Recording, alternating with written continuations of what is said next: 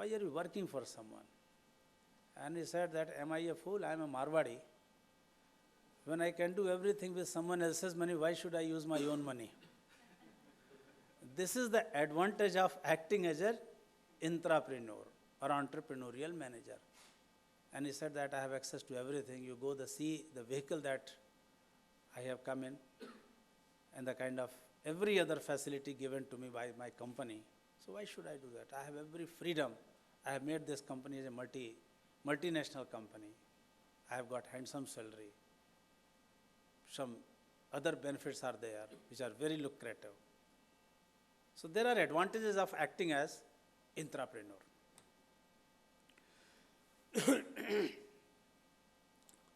That's why I said that there is hardly any difference between entrepreneurship and intrapreneurship.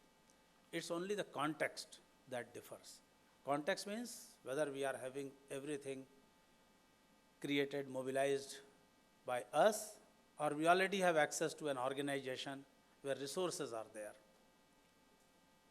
On one hand, we are talking of entrepreneurship, other hand, it's intrapreneurship. Both are, for me, both are the same. While intrapreneur may be a psychological owner of the company, may not be the literal financial owner. He may not have that stake in the company so far financial ownership is concerned, but everything else more or less remains the same. That is what is intrapreneurship is. The program that I and my colleague, Dr. Amit Dwivedi, we both are going to have here, we'll have some discussion on entrepreneurship because it is important for us to understand entrepreneurship in the right context before we understand intrapreneurship, or also it is known as corporate entrepreneurship. There is a slight difference between intrapreneurship and corporate entrepreneurship, which we'll tell you. We'll give a small quiz on how intrapreneurial you are. Until lunch, we'll be able to do that. And post-lunch, we plan to have a simulation exercise where you will experience, it will be a game. And based on that, we'll again continue to have some discussion on intrapreneurship and corporate entrepreneurship. There will be a case study before lunch, and after that also we are planning about an intrapreneur. One small case study about a person, another case study about an organization, which are entrepreneurial. And then we will have some discussion on how do we identify opportunities in a prevailing organization context, and how do we make advantage of it? How do we assess this opportunity is worth realizing or not? So that is how we have structured today's session. Before I move on to this presentation, I would very quickly like to at least have some profile of yours, because it would be difficult for me to really assess what would be your requirement and accordingly try to meet your expectations. Very quickly, I don't have any information as of now about the participant's profile. And without knowing participant's profile, if I keep on doing it, probably it will not make much of a sense. Very quickly, yeah. Some organization or maybe a sentence about what is your role. Part of GMR Group, talent acquisition team. I'm taking up the energy sector, talent acquisition. Handling employee engagement for Bangalore region. Hi, good morning. I'm Rashi. I take care of the L&D activities in Cafe Coffee Day for Bangalore. Good morning all. I am Father Vineet George, the Vice Principal of St. Claret College in Bangalore. And I'm also taking some subjects for the students, and one of them is entrepreneurship, so I was interested to come and learn something. Thank you. Very good, sir. An information security company.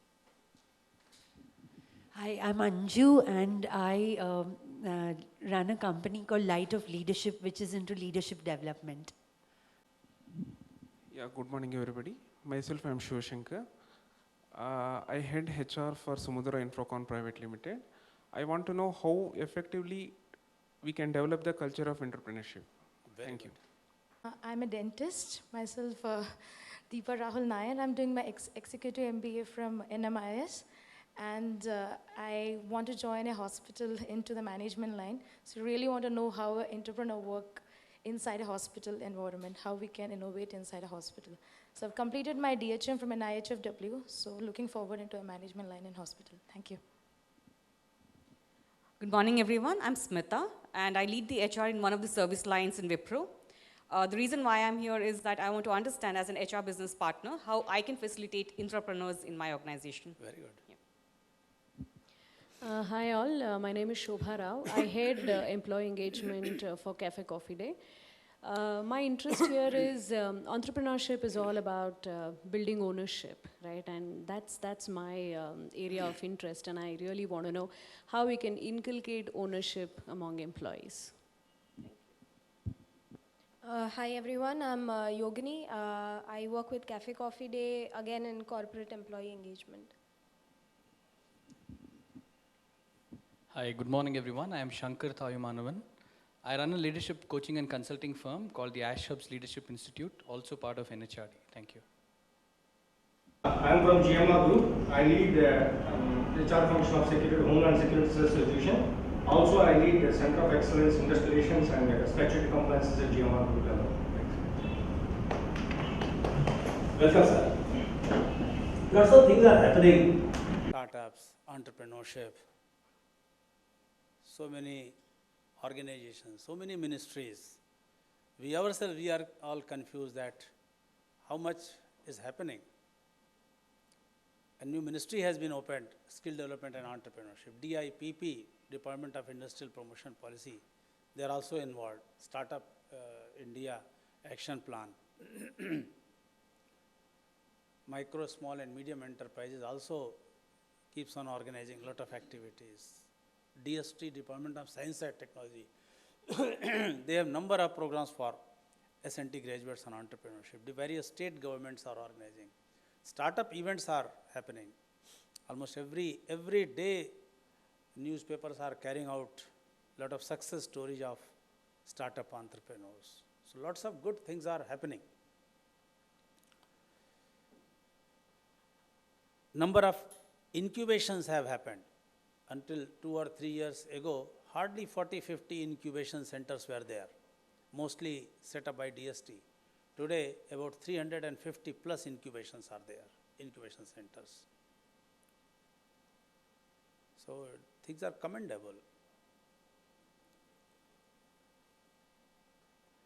We are talking of entrepreneurship happening in the corporates. Does it also happen in the corporates? Any example, any organization you are aware of, you are familiar, that something is happening in terms of entrepreneurship? Any organization, any example? Ingersoll Rand, are you aware of that? Ingersoll Rand, some time back, they gave a concept called exopreneurship. Exopreneurship. What it means that some employees, those who had entrepreneurial ideas, entrepreneurial thinking in mind, they were being supported by the organization. But at any point of time, if they thought of exiting, taking an exit route from the company and becoming entrepreneur, Ingersoll Rand even supported that. And that is how this concept came, exopreneurship. And they used to buy the product. So the employee taking exit route would become vendor or supplier for Ingersoll Rand. And the logic of Ingersoll Rand was that our former employee understands our needs better than any unknown supplier. So they will be able to meet our requirements in a better way. That is how promoting entrepreneurship within an enterprise. Lots of units have come up and established as a newer enterprise.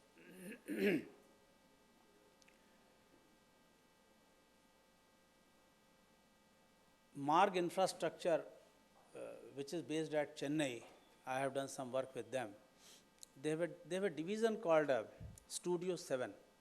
Studio 7. Studio 7 is their architecture division. And it was headed by one Mr. Prasanna.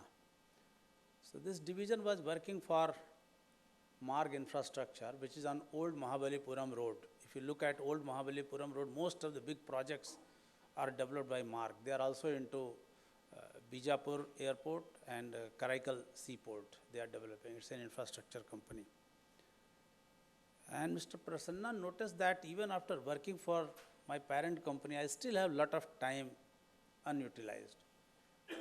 So he started taking, with permission from the owner, Mr. G.R.K. Reddy, he started taking some work from other builders as well. So it was quite satisfying, but some of the builders, they were competitors to Marg. So they asked him that, what is the guarantee that our projects will remain confidential? Ultimately, you are located within Marg, and Marg happens to be our competitor.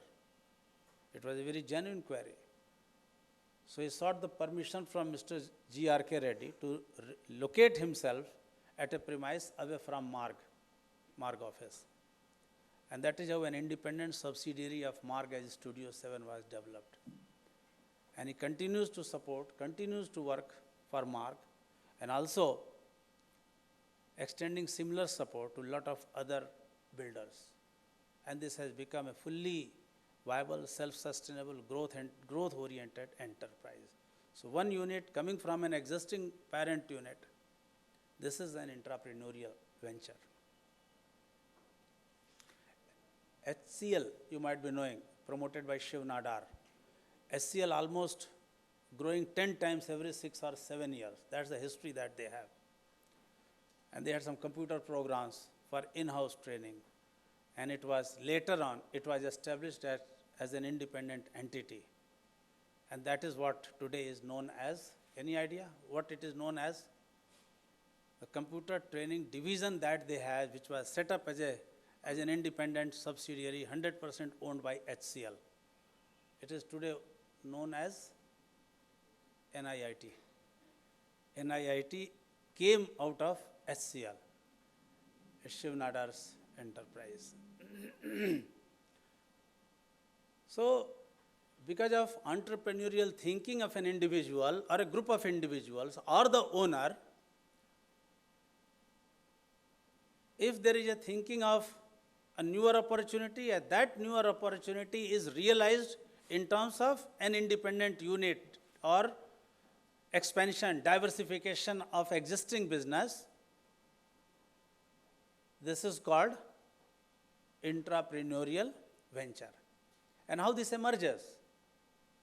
It is based on the principle of solving some problems or utilizing your own technical knowledge,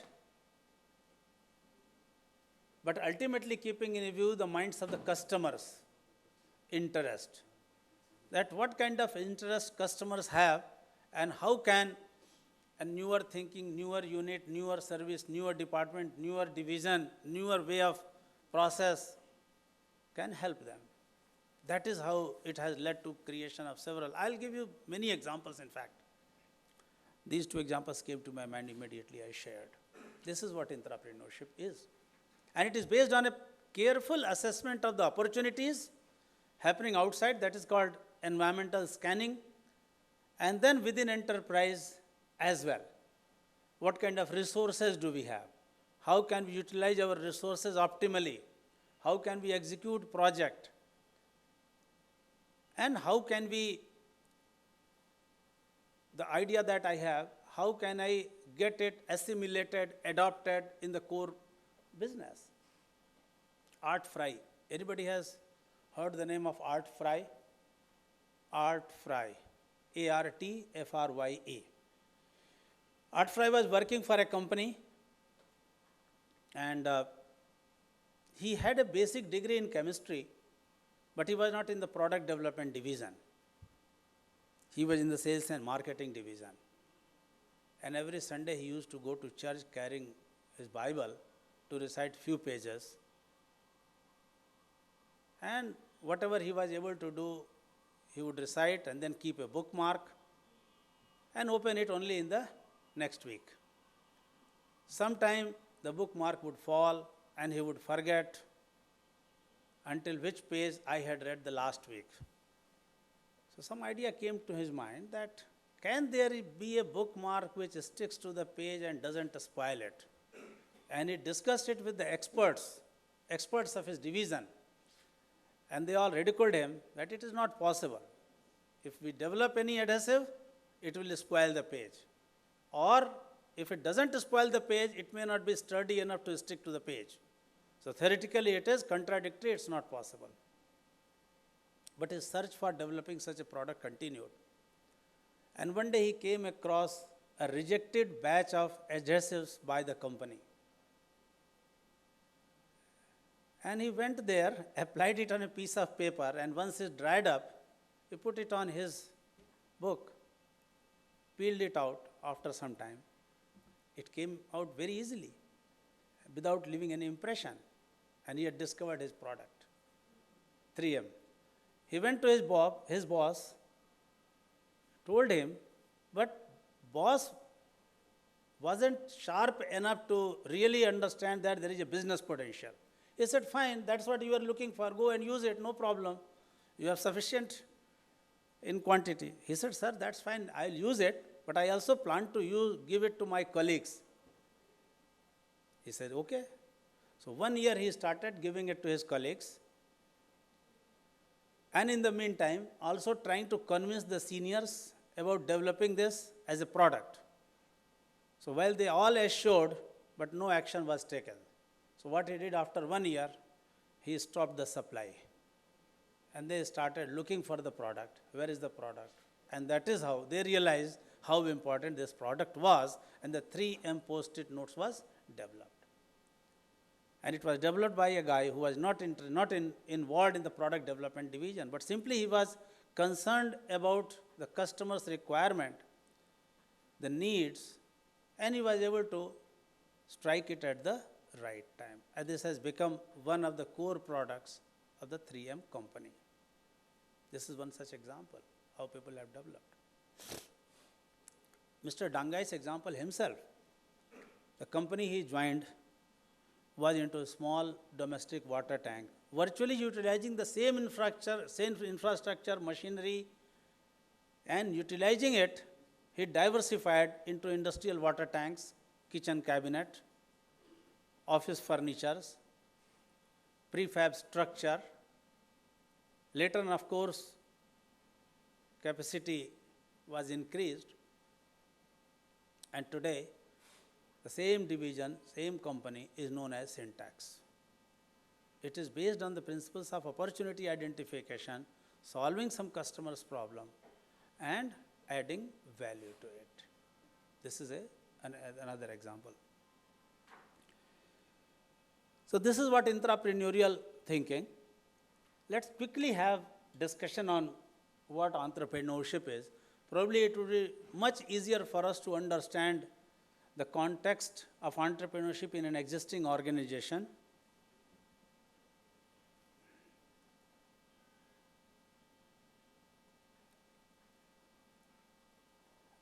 Detail of each and every slide. I mean, economic growth, when we try to achieve a growth consistently, not once it grows.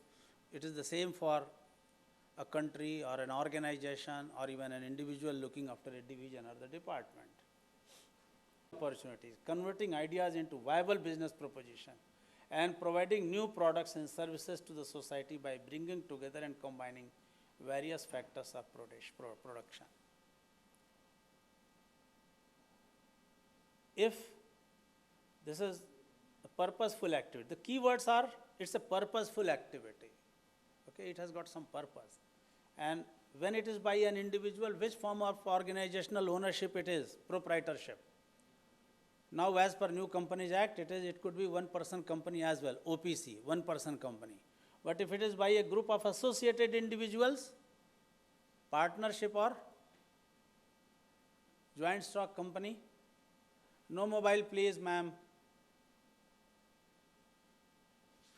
Mobiles are not allowed in the class. My request, please.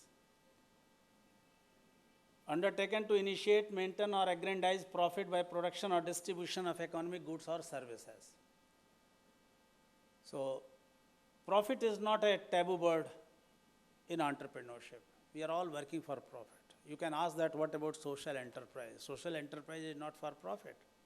But social enterprise also looks at enterprises which can stand on its own, self-sustainable, which do not survive on charity or the grant. And unless you achieve that surplus or profit or a dividend, you cannot survive that. To that extent, this is absolutely fine. What is the difference between a business enterprise and a social enterprise? These days we are talking of social enterprise. Any idea? See, business enterprise also has a profit motive. It also looks at solving some of the societal problems. Any problems, any social and business enterprise also looks at solving a social problem. Then what way it is different from a social enterprise? Listen very carefully. When the proportion of profit for self and